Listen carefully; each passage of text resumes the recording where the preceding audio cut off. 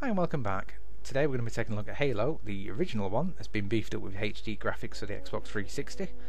This was made or revamped by 343, the people that were behind Halo 4, because of course Bungie has jumped ship now and started working on something else entirely different.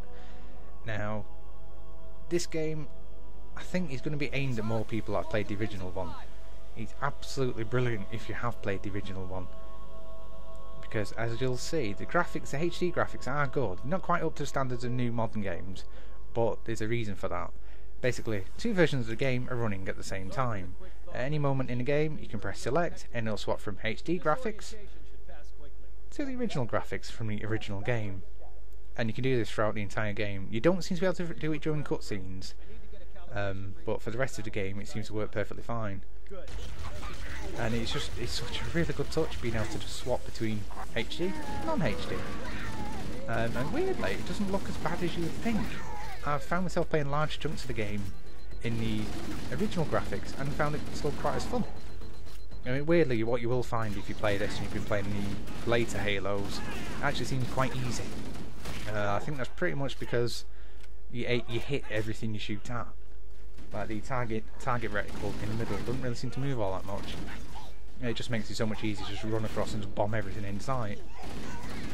But yeah, here's the original graphics now.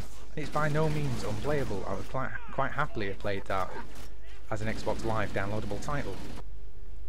But yeah, I just think it's a brilliant game, and what you will notice is the soundtrack is still just as good as you remember, like the operatic scores they've got. It just adds so much to the game, the backing music. Would I recommend this at full price to someone that's never played the original Halo? I'm not sure, but since it's been out for a while now, it's been mostly forgotten about. It will be quite cheap, so it's definitely worth picking up if you've never played it before. You won't pay 40 quid for it, but definitely for, I think you can get it for about 20 quid now off Amazon and everything, and it's definitely worth picking up.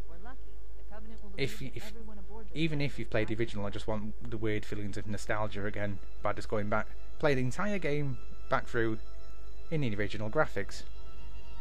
I mean, the first part you see Halo, it just brings me back to about 10 years ago, or it might even be more. I mean, to be fair, this game was the one that launched the Xbox, really.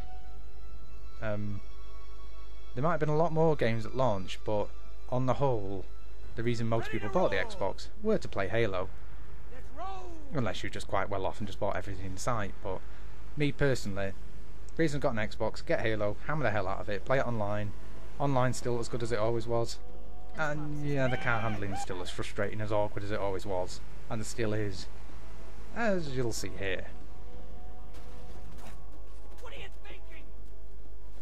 thinking? Sorry mate, Sunday drivers. But yeah, I definitely recommend this to anyone. If you've got any interest in first-person shooters, definitely pick this up. They've done a brilliant job of this. I mean, the graphics aren't up to date as much as Halo 4, but again, that's because of the two engines running them simultaneously. But yeah, I just can't wait to see what 343 Industries does. So I'll give it an 8 out of 10. Definitely worth picking up. Good blast. The game's short, but it always was. And they've added a few little bits of cutscenes that you can find dotted around the game, which actually add to the story. Like these little terminals, and they're just more of an addition to the story, really, and they're good to dig out. So yeah, definitely give it a look, guys. Thanks a lot for listening. See you next time.